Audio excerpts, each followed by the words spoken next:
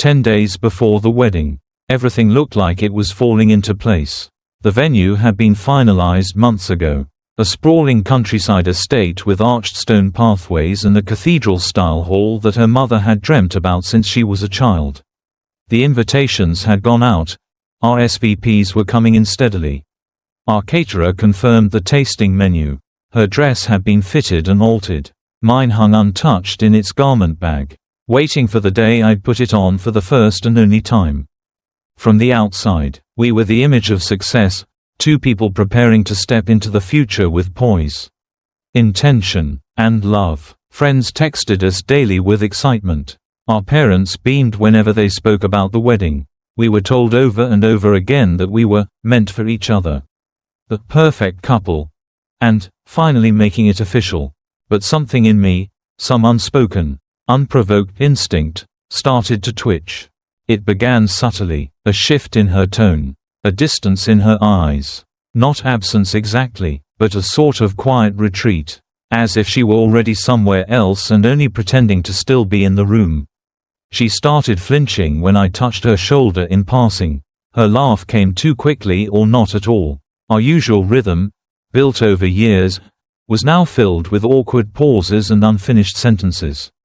At first, I blamed the stress. Weddings are monsters in lace. Even the most loving couples can break beneath the pressure of seating charts and family politics. So I didn't panic. I stepped back, gave her space, offered to handle more planning, told her we could hire another coordinator if she felt overwhelmed. She thanked me, but never quite met my gaze when she did. Then came the phone. She started guarding it, not obviously, not like a child hiding something, but subtly. She took it with her into every room, even the bathroom. If a message popped up, she'd angle the screen away. Once, during dinner, it buzzed and she picked it up with a strange urgency. I watched her thumbs fly across the screen, smile twitching and then vanishing. "Everything okay?" I asked. She looked up too quickly. "Yeah, just wedding stuff." But I knew better. There's a kind of honesty you learn to hear when you've been with someone long enough. The kind that lives not in their words, but in their silences. The next morning, I found her sitting in the guest room, our unofficial storage zone for gifts, decorations, and half-unwrapped Amazon boxes. She was holding a small silver pendant I'd given her 2 years ago. She used to wear it every day. Now, it looked foreign in her palm.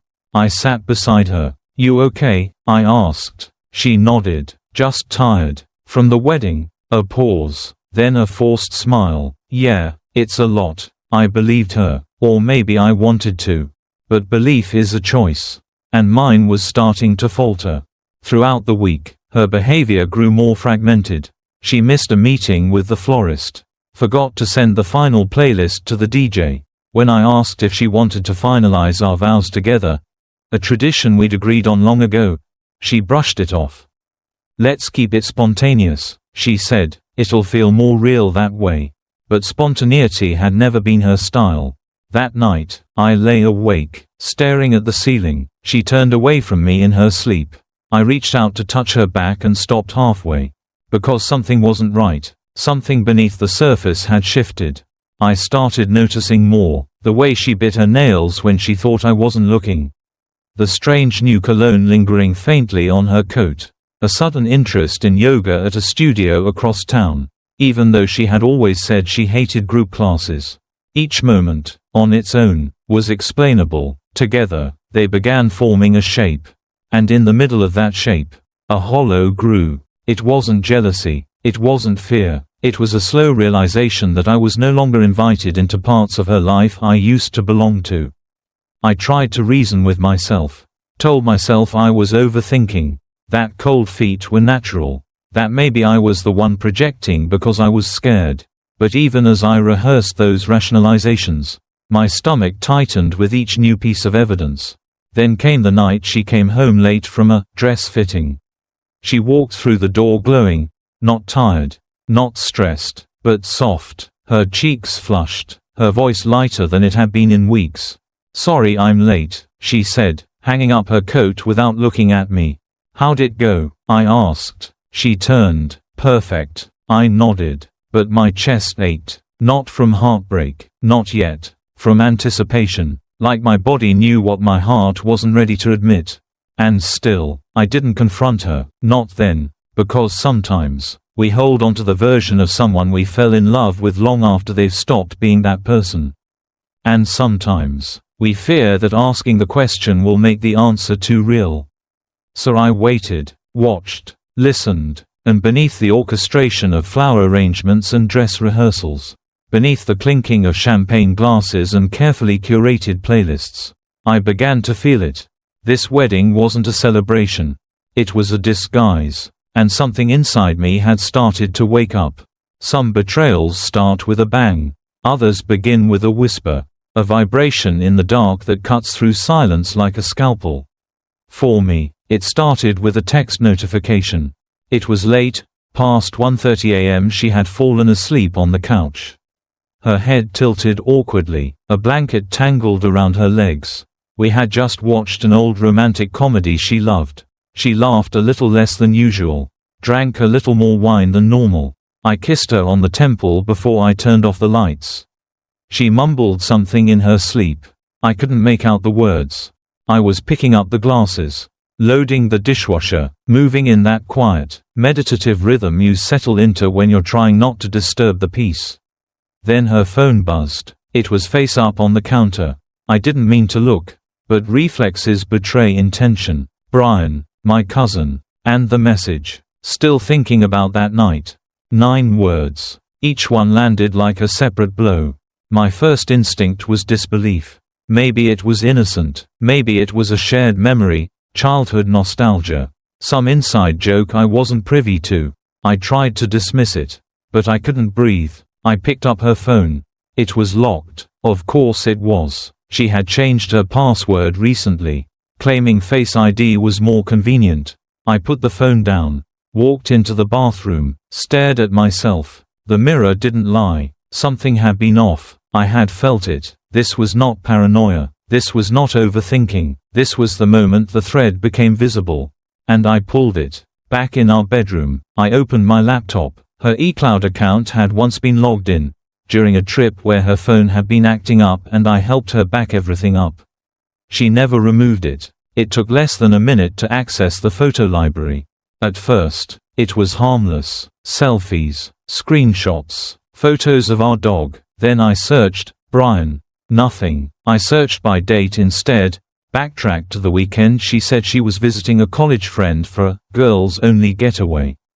There it was. A blurry image, poor lighting, a hotel room, her face, half covered, her hair in a way I'd never seen before, messy in a different kind of intimacy. And him, Brian, shirtless, smiling into the lens like it was a prize. The blood drained from my face. My hands moved faster than my thoughts. I dug deeper. Old chats, archived messages synced to the cloud. Fragments of conversations, words like, sneak, again, dangerous, and, promise you he won't know. I felt sick. I closed the screen, sat still. My pulse was loud in my ears. But something inside me, some masochistic hunger for the full truth, pushed me back. I searched for another name. Liam, my best friend, my best man. We'd known each other since we were 8. He'd helped me through heartbreaks, job losses, the death of my father. He once flew across the country just to be at my mother's bedside when she had surgery. He was family in every sense that mattered. And he was sleeping with my fiancé. His messages were less poetic than Brian's. Cruder, more reckless. Screenshots of deleted messages, emojis, hotel addresses, photos cropped tight. One, in particular, shattered whatever pieces of me were still trying to hold on to hope. It was a photo of her, wrapped in a towel, smiling into the mirror, Liam behind her, shirtless, holding his phone. The timestamp, the night of our engagement party. I could feel my chest tighten. I was sweating but cold. My hands trembled. There are moments in life when your perception of reality fractures. When everything you thought was solid becomes liquid. This was that moment. I was staring at the collapse of a future I hadn't even stepped into yet. And then, because pain has no ceiling, I searched one more name.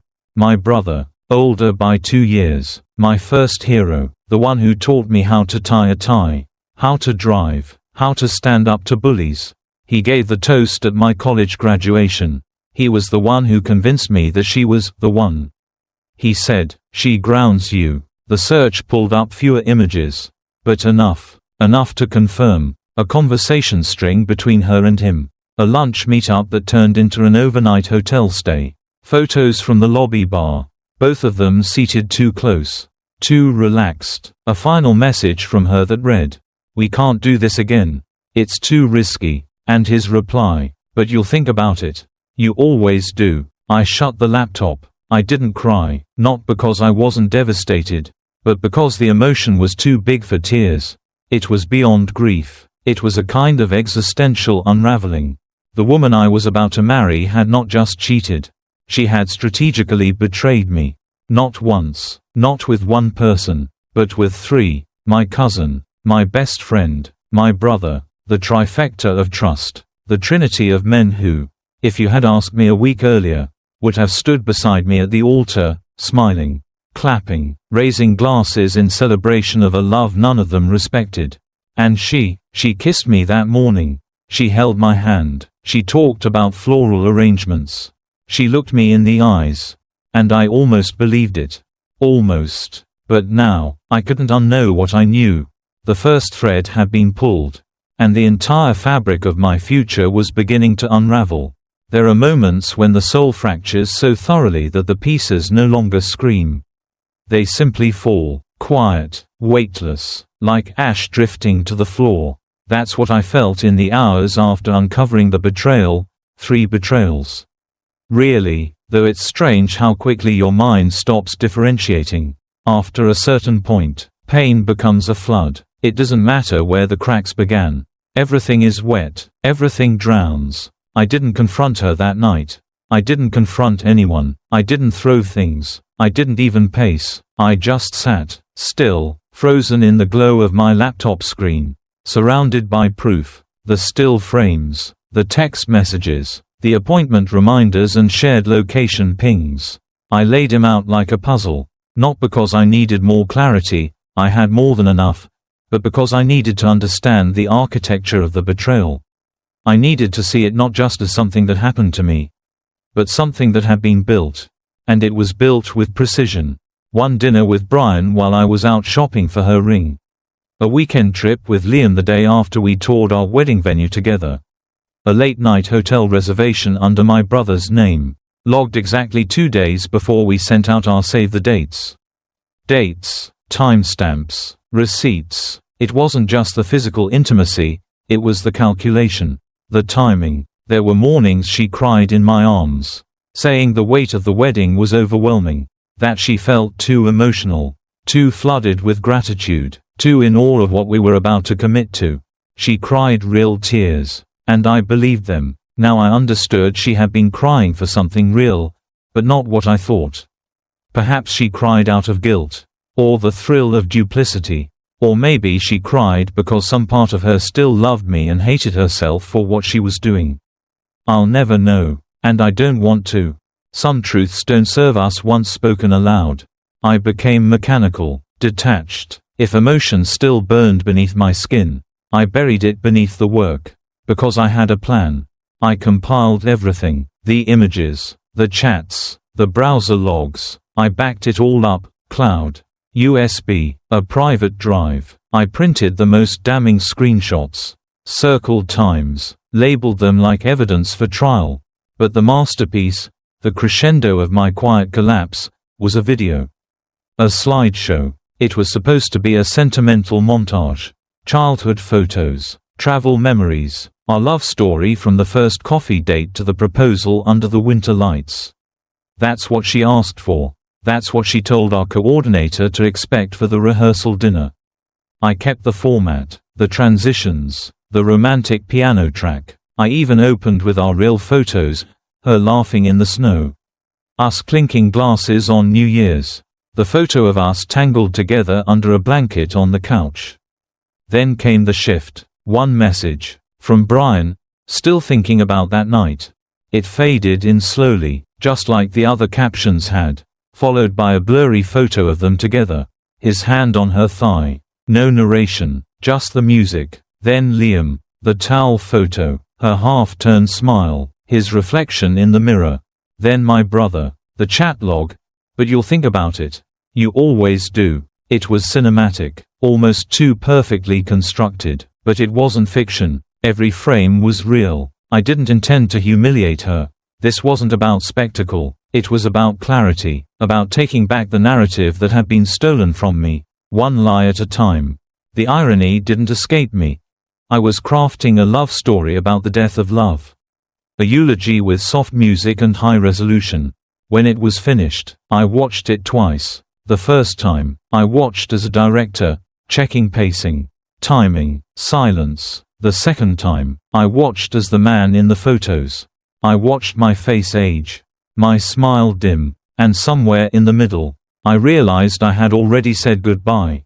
The hardest part wasn't creating the slideshow.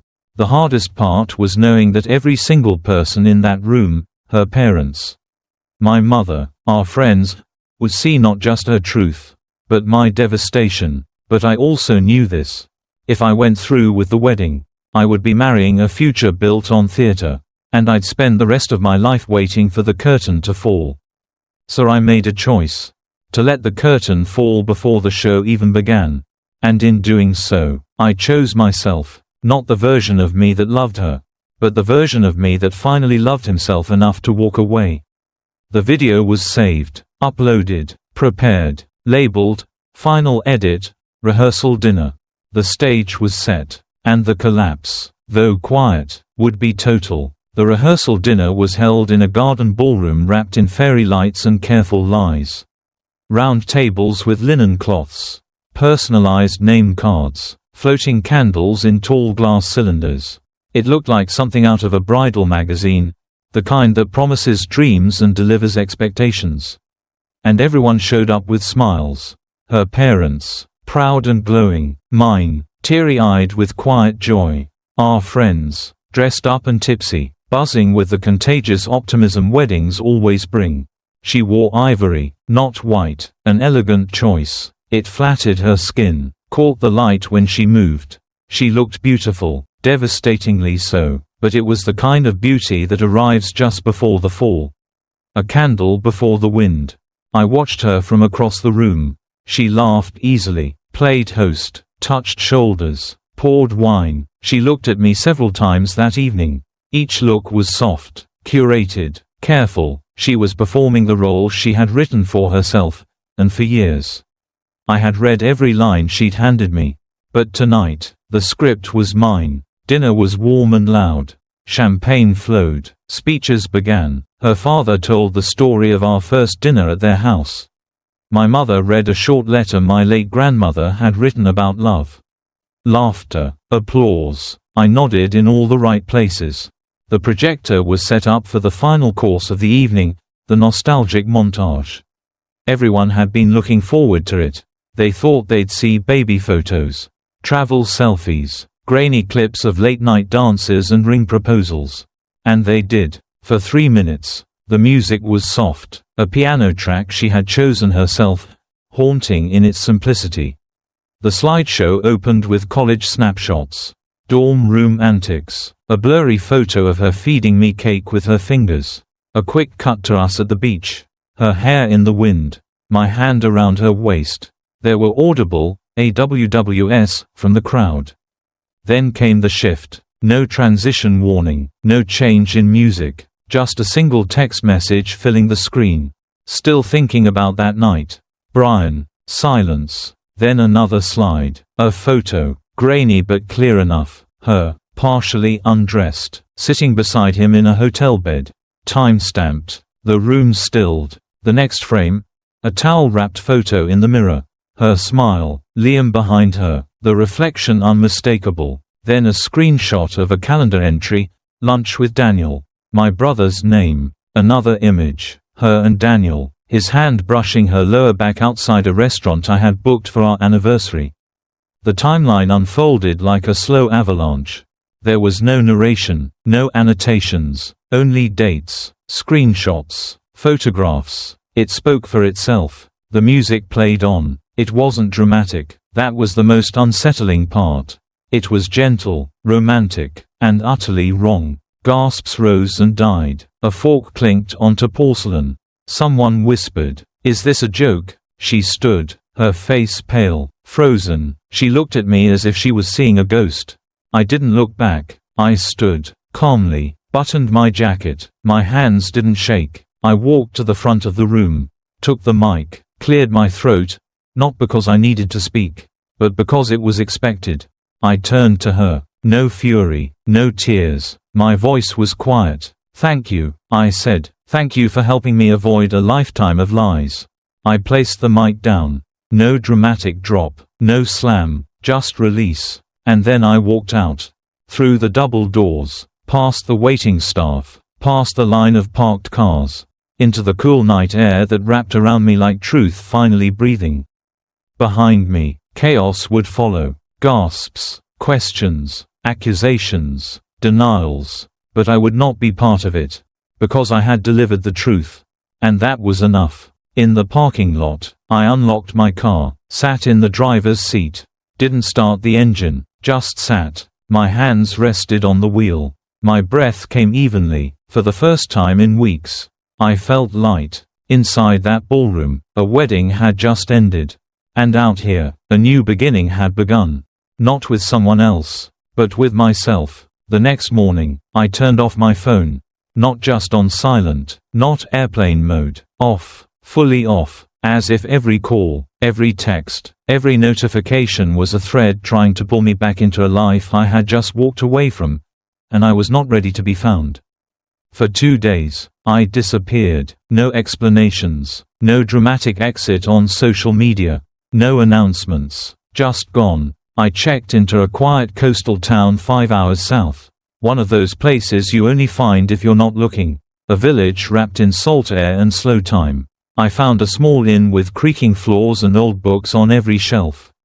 They served coffee in chipped mugs and didn't ask too many questions. That was exactly what I needed. No questions. I walked, ate alone, listened to waves. And I breathed. I didn't cry, not then. Because crying implies a specific kind of sorrow, grief, heartbreak, sometimes even relief. What I felt was none of those. What I felt was emptiness. Like I'd been hollowed out cleanly. Surgically. No blood. Just space. The night of the rehearsal dinner still played in loops behind my eyes, the collective silence. The flicker of images on the screen. The look on her face when she realized what was happening. It didn't haunt me. It didn't even satisfy me. It simply existed, like a historical record I had chosen to curate and close. I stayed in that town for 4 days. On the third morning, I turned my phone back on.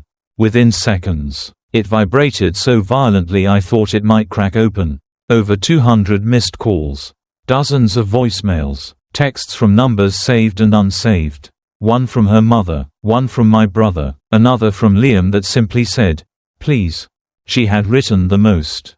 The first few messages were apologies. Frantic, pleading. She used phrases like "out of character," "stress," and "I never stopped loving you." Then came the rationalizations. It didn't mean anything.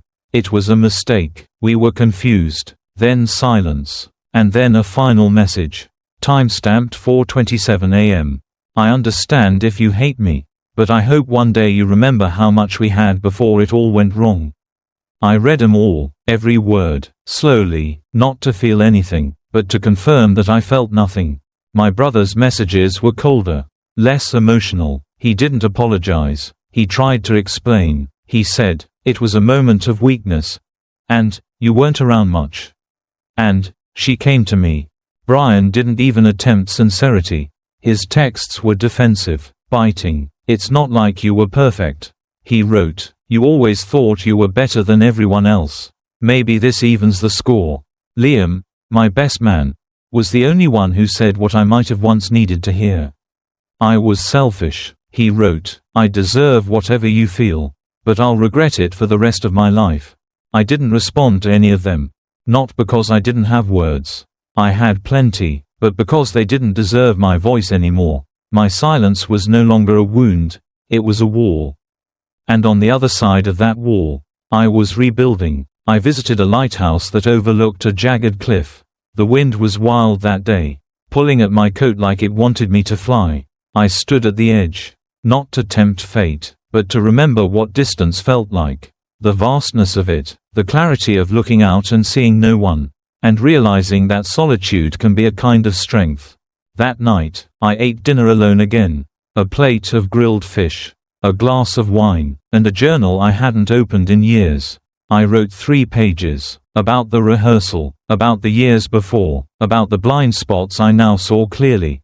And I wrote a line I'll never forget. Marrying someone who betrays you with your own blood is not a mistake, it's a sentence.